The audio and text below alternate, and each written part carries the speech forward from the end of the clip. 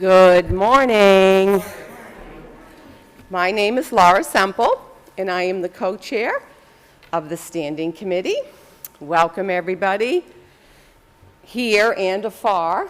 It dawned on me that this is our first long weekend together while we have a hybrid service. So it's just so wonderful that our friends who are traveling this weekend, who wouldn't be able to be with us, are here with us. So I'm saying hello to all of you out there, having fun, whatever you're doing.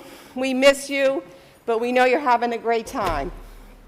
So I just would like to, it's so hard to breathe with this, draw your attention to a few things in our Community Matters, which is what you find in the middle of your order of service. It has a lot of the wonderful things that are happening here at FCU. So don't forget, if you haven't had a chance to sign up for a hospitality slot, you can do that. There's a link right here.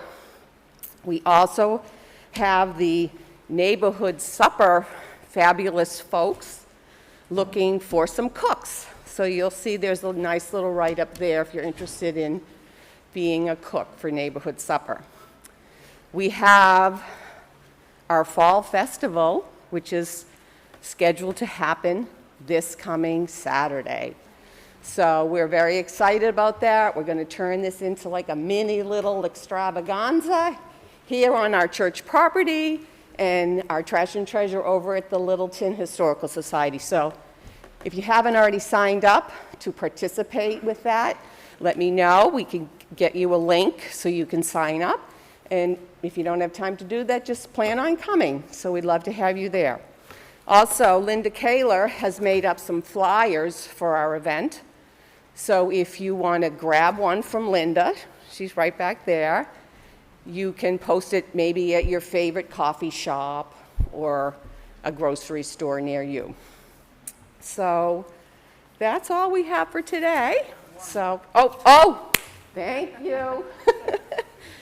So I knew that I was forgetting something. On Sunday, October 24th, we will have our October warranted meeting. And as part of the protocol for that, we are required to read the warrant for our meeting. So Lori Grant, who is with us virtually, has recorded the reading of the warrant, and it will now be played for you.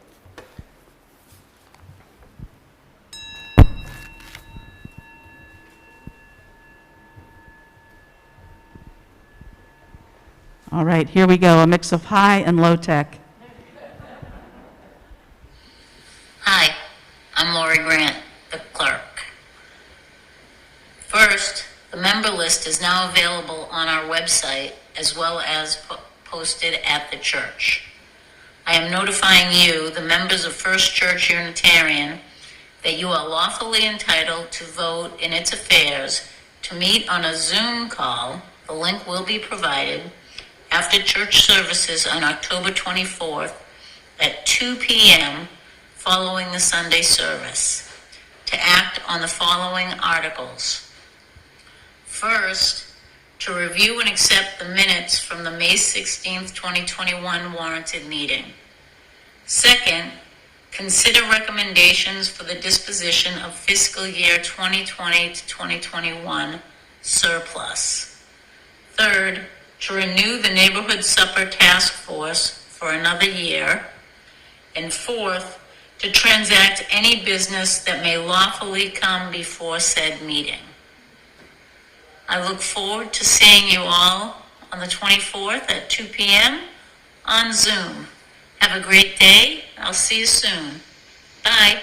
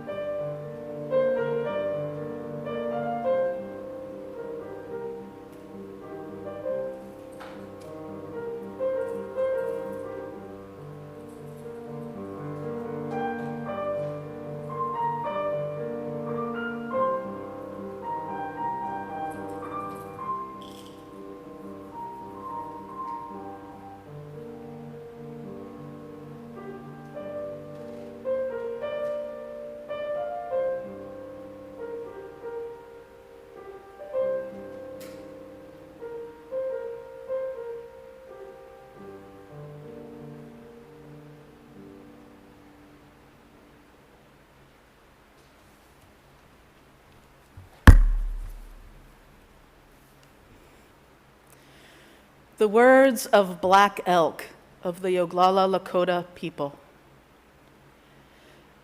When I was standing on the highest mountain of them all, and round beneath me was the whole hoop of the world, and while I stood there, I saw more than I can tell, and I understood more than I saw. For I was seeing the sacred manner, the shape of all things of the Spirit, and the shapes as they must live together like one being. And I saw that the sacred hoop of my people was one of many hoops that make one circle, wide as daylight and starlight. And in the center grew one mighty flowering tree to shelter all the children of one mother and one father.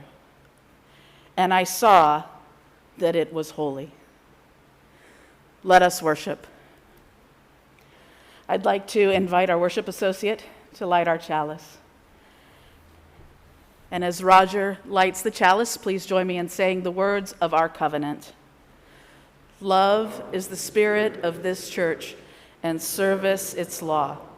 This is our great covenant, to dwell together in peace, to seek the truth in love, and to help one another.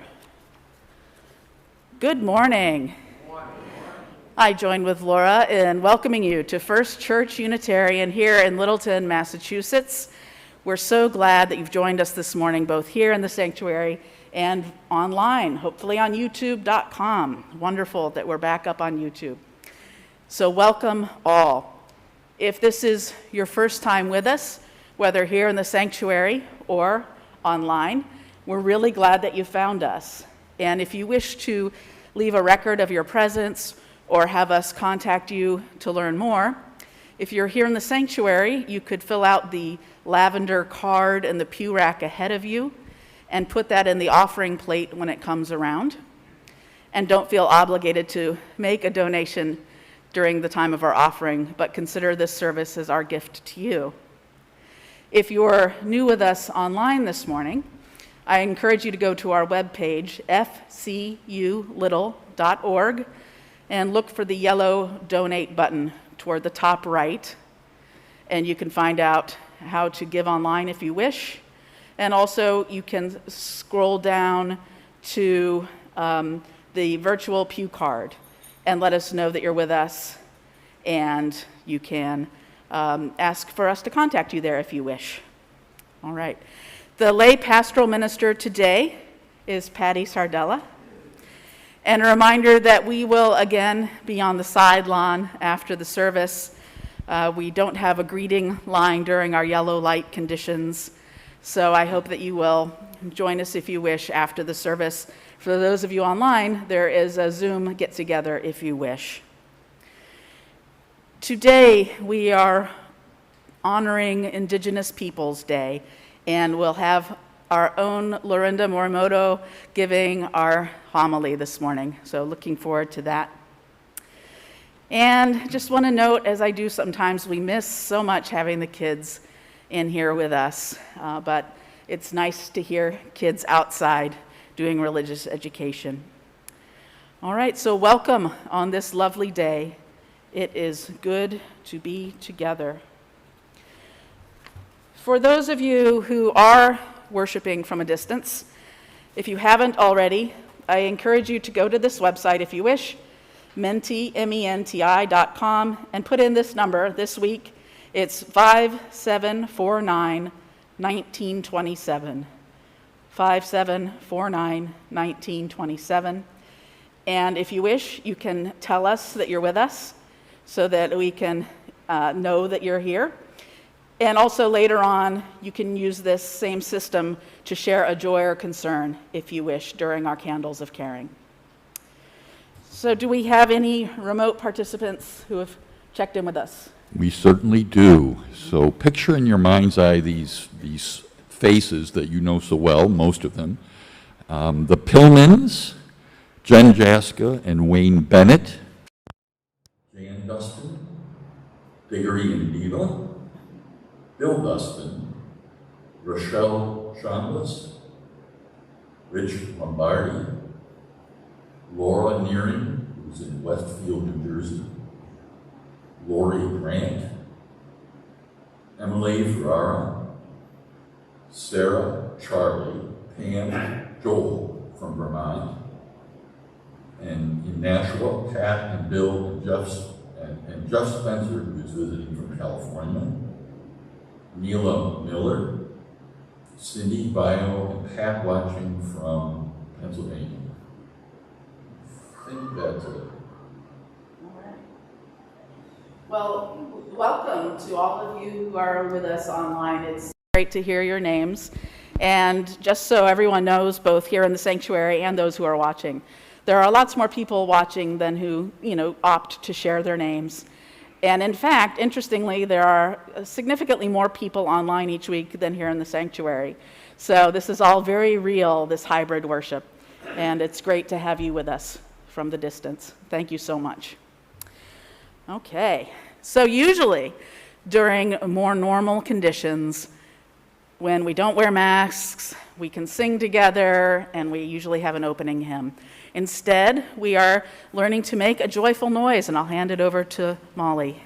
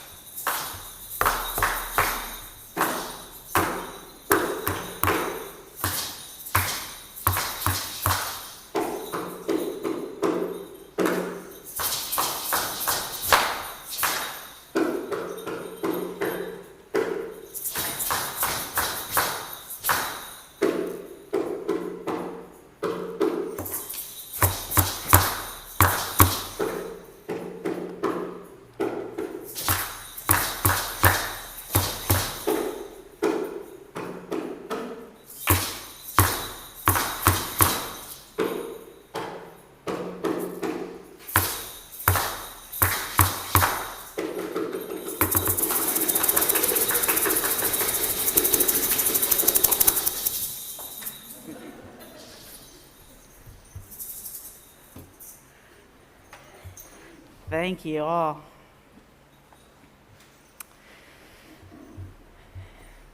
This week, for our offering, I shared the words of Eric Walker Wickstrom.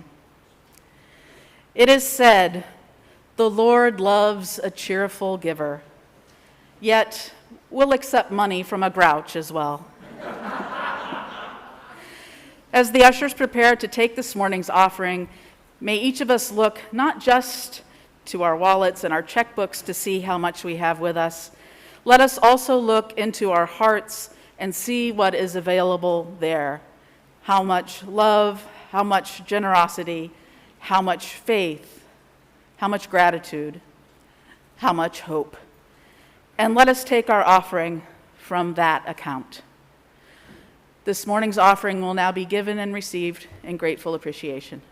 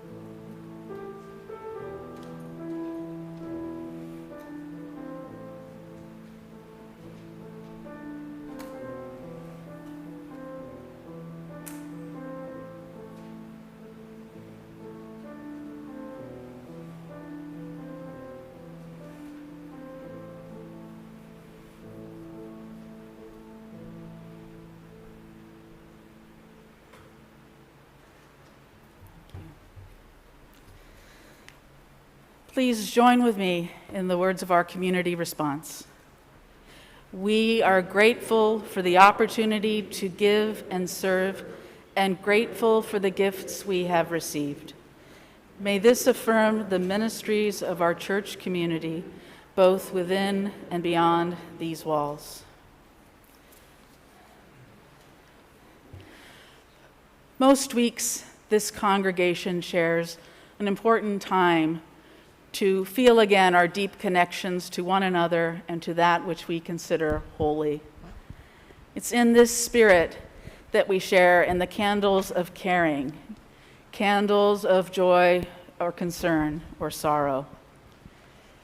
If you or someone close to you has experienced a very important joy or has a concern or sorrow, you're invited to share that with us this morning as you feel moved. For those of you worshiping with us virtually, a reminder that you can go to this same website and the same number and share a joy or concern with us there if you wish. And please share your name if you're willing so that we might know whose concern or joy it is. For those of us in the sanctuary, if you have a joy or concern you'd like to share this morning, we ask that you raise your hand high enough so that we can see you, and we'll bring the microphone to you where you are. Please say your name and let us know briefly how we might direct our thoughts, prayers, and healing wishes. Are there any joys or concerns to share this morning?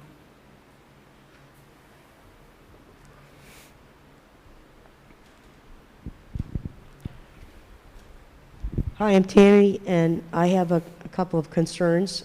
One, I'd like to send healing love, surround Becca Hoffman, my friend who was recently diagnosed with cancer, and also to Carolyn, who has recently had oral surgery and is recovering from that. Thank you. Thank you.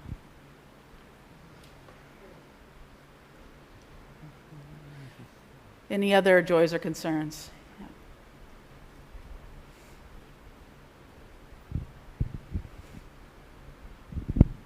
Hi, I'm Patty. I'm told by Meg that today is World Mental Health Day. So if you know someone who has mental health challenges or someone who knows someone else with mental health challenges, please think of them today. Send them some love and some support however you can. And thank you. Thank you. Any other joys or concerns this morning?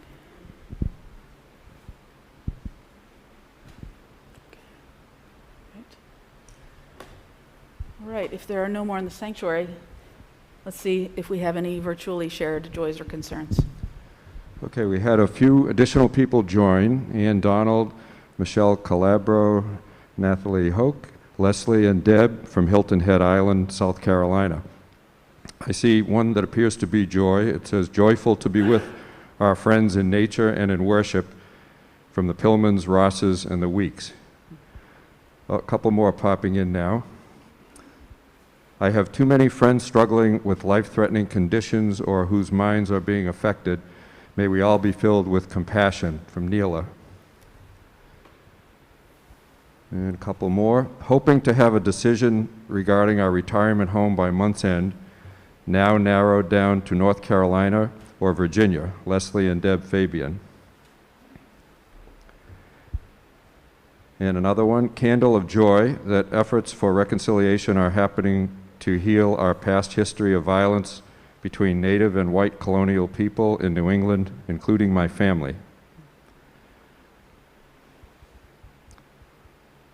Another concern, yesterday would have been my son Daryl's 53rd birthday. We miss him every day.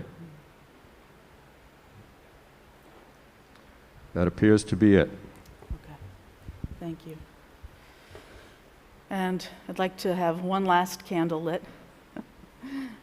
And let this candle represent all those joys or concerns that are with us this morning, but that remain unspoken and unshared.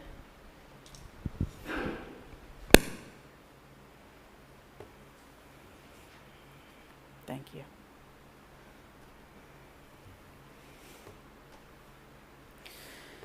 Please join with me in the spirit of meditation or prayer. Once again, we have come together in love and trust, sharing those cares dearest to us with this gathered community, both here in the sanctuary and those online. Let us hold in our thoughts or prayers those joys and concerns that were shared this morning, as well as those that remain silent, as we share together in a time of sacred silence.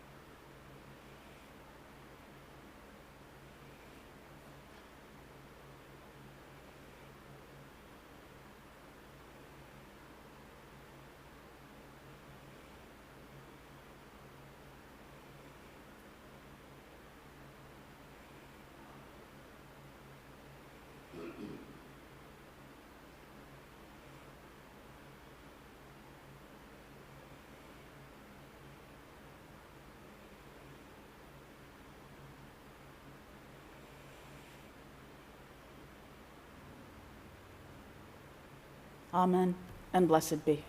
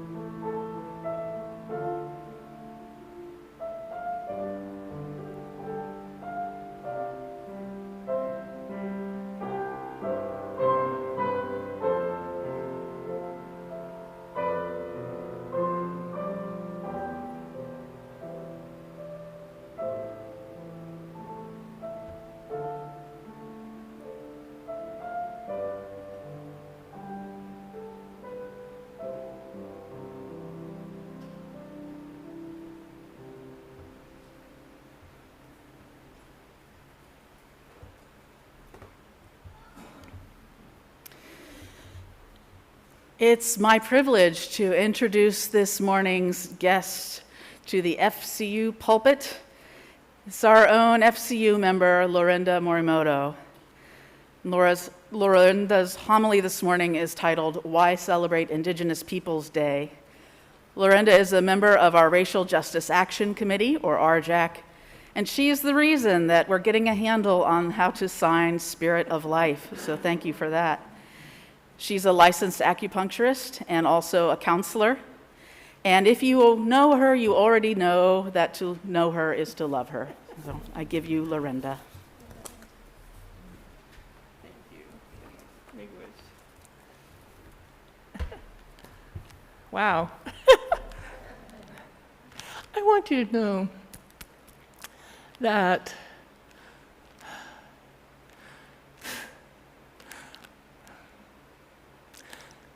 my effort to learn how to sign this started in Portland, Oregon with,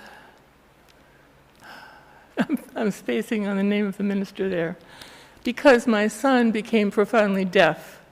And so I really wanted to learn how to sign, and this hymn was the most important thing to me. So, you know who I am. I don't need to say, yes, I'm a member here, I'm part of Racial Justice, and my words that I'm going to share with you will be what I know, and some will be information from what has been shared with me and from what I have read. After all, we can only know what we have experienced. Everything else is information that we got from reading or from other people. I think that's an important distinction. Being a French Canadian and Ojibwe ancestry, I am honored to be asked to talk about Indigenous Peoples Day. Before I do, I want to talk a little bit about how the white colonists tried to force Indigenous people to be like them. In other words, destroy the Indian and spare the child. I don't know how many of you are aware of the Indian residential schools here in the United States. They were begun in the early 19th century and continued well into the 20th century. Most, but not all, had closed by 2007. Let that sink in. The purpose of these schools, run by churches and funded by the federal government, was to make the children abandon their native identities. They were punished if they spoke their language, practiced their traditional ways, or wore traditional clothing. Long hair, which has an important significance to Native people, was not allowed. Punishments were often deadly, and many children were taken forcibly from their parents and were not released until they turned 16. Many of the children, boys and girls, were raped. I have 2 Lakota friends, dear friends, from Pine Ridge and Rosebud reservations who taught with us out in Alaska, and many nights we spent with their sharing their stories of being in residential schools. Another way to wipe out Indigenous identity was to place babies up for adoption to white families. In my case, Catholic Charities and a family physician, Dr. Sullivan, arranged my adoption. The criteria were that I be female and white enough. So in 1948, I went to the home of 2 first-generation Swedes. I was lucky because I experienced a very privileged life. One way to celebrate Indigenous Peoples Day is to acknowledge with gratitude all the contributions the Indigenous people have made to our lives here in the United States and around the world. The area of contribution I wish to acknowledge first is in the area of healing and medicine. The first summer my husband and I taught at the University of Alaska Fairbanks, I took a tour of their museum. In there, one whole section was devoted to Inuit medicine, and what really got my attention was a section displaying surgical tools. As an acupuncturist, I was especially surprised to see acupuncture needles, carbon dated to 10,000 years ago. This was in 1987, so go do the math. They weren't as thin as what we use now, but they weren't much thicker than the old hollow needles used to give vaccines. I have since learned that much later, in various tribes, Indigenous people used sharpened, hollowed-out bird bone attached to animal bladders as syringes to inject medicine and irrigate wounds. Another area of healing or medicine is in the use of herbs to either ingest or apply topically to relieve pain, reduce inflammation, heal cuts and bruises. Our common aspirin from willow bark and capsaicin comes from jimson weed. Healers were also able to set broken bones by having the person ingest an anesthetic weed to dull the pain of the procedure. I wonder if that was datura. I don't know. Anyway, women of the Shoshone and Navajo tribes were especially grateful that the local healers knew how to use dog bane and stone seed as an oral birth control medicine. The bark and needles of evergreen trees were boiled into a tea for vitamin C to to prevent scurvy and boost the immune system. The Iroquois, Seneca, and others created baby bottles out of a bird's quill and a bear's intestines after thoroughly cleaning, drying, and oiling. So a baby could suckle nourishing foods that were ground down and liquefied. The Inuit deserve gratitude, again, from those of you who like to go kayaking. Up in the Arctic, they created a small, narrow boat with a sealed cockpit to prevent the paddler from sinking if the boat capsized. They used wood or whalebone for the frames and stitched sealskin or other hides to cover it. If you like lacrosse, I have to say here that when I was in high school, I went to a boarding school. Lacrosse was my game. I loved it. I had no idea that it came from indigenous people, but I loved it. Anyway, the Algonquin came up with the idea. It was originally played to settle intertribal disputes and functioned to keep the 6 nations of the Iroquois, also known as the Haudenosaunee, together. Examples of another sport we have learned from indigenous peoples include hockey, snowshoeing, and relay races. When it comes to farming and ecology, we have inspiring role models in our indigenous cultures. Our respect for the land and all who live upon her is modeled in everyday life. The caring for land is done recognizing that we are one with the land, and we know it is vital to ensure the balance of the land we live upon. Think biodynamic and organic farming, which stems from the same understanding. We never kill an animal for sport. When we kill a fish or animal, it is for food, and as much as possible, all parts of the being are used. The sense of connection is expressed by the Lakota saying, Omitakayasin, which means all beings who live upon Mother Earth are related to us, and so we are responsible to live in balance with each other. Many of the plant foods we eat, we learned how to grow from indigenous people. Some of these foods are potatoes, beans, corn, peanuts, pumpkins, tomatoes, squash, peppers, nuts, melons, and sunflower seeds. Raised garden plots became from indigenous peoples from the South and Central America. They invented a way to enrich the soil, piling up the raised beds and using nutrient-rich swamp soil. Another immediately valuable lesson we have learned from the indigenous peoples involved in trading and trapping is sign language. This way of communication was used extensively among different tribal groups who did not know each other's language. How would people who are deaf be able to communicate without sign language? While the indigenous people's sign language is different from what is used today, it made it possible for the colonizers to communicate with them. Perhaps the most consequential contribution made by the indigenous peoples of what is now the United States is the model for our Constitution. During the time of the creation of our Constitution, there were no democracies in Europe to guide us.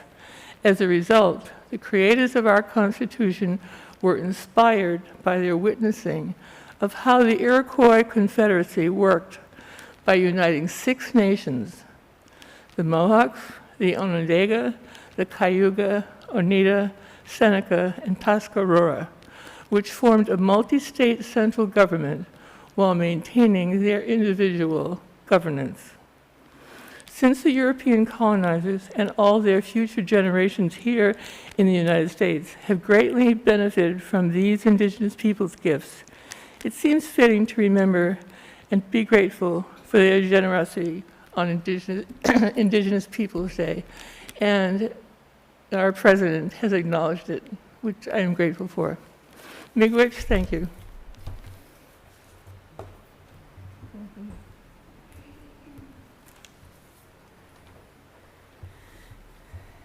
Thank you, Lorinda. I'm so grateful for you. And so many amazing contributions. I learned a lot. Some of you, I'll mention, some of you might recall that 2 years ago, Lorinda and Lynn Courtney spoke here on the Sunday closest to Indigenous Peoples Day and talked about the Native Americans whose land we are on, the Neshoba. And there was going to be a historic powwow over in Fay Park for the Strawberry Moon, and that would have been in June 2020, but of course the pandemic made that not happen.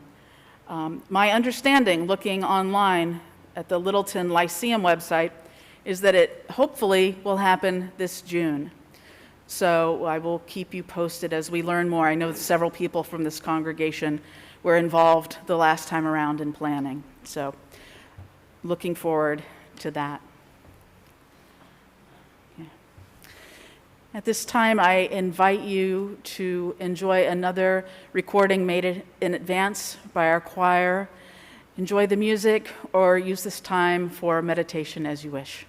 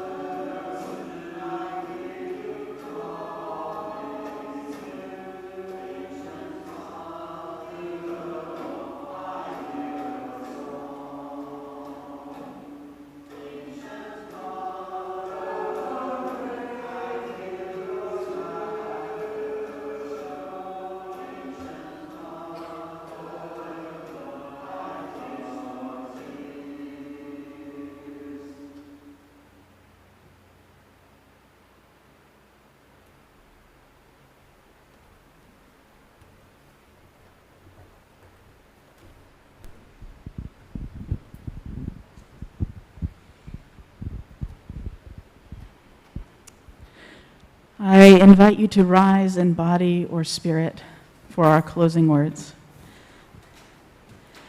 And I invite you here and online, if you wish, to hold your hands outward and feel the energy of each other, the energy connecting us all.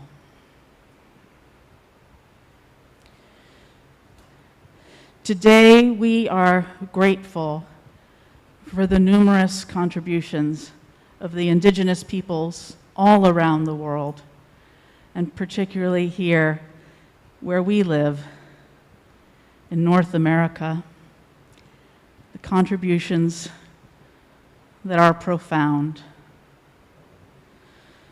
We gather with the knowledge and profound regret at the treatment of these same people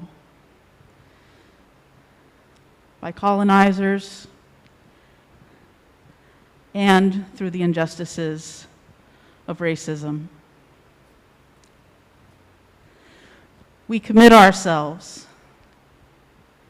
to honor indigenous peoples.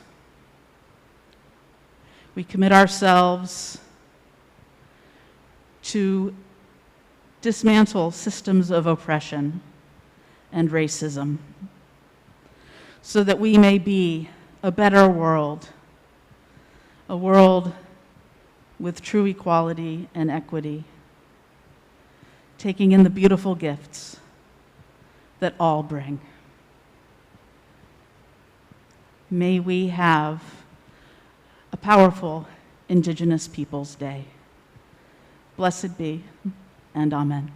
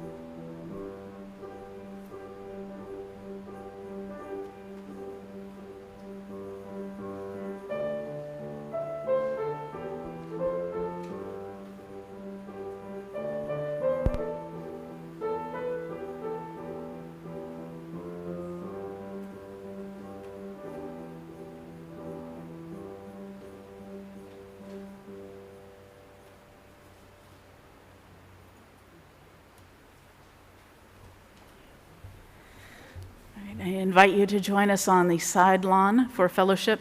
And for those of you online, I invite you to go to the Zoom gathering if you wish.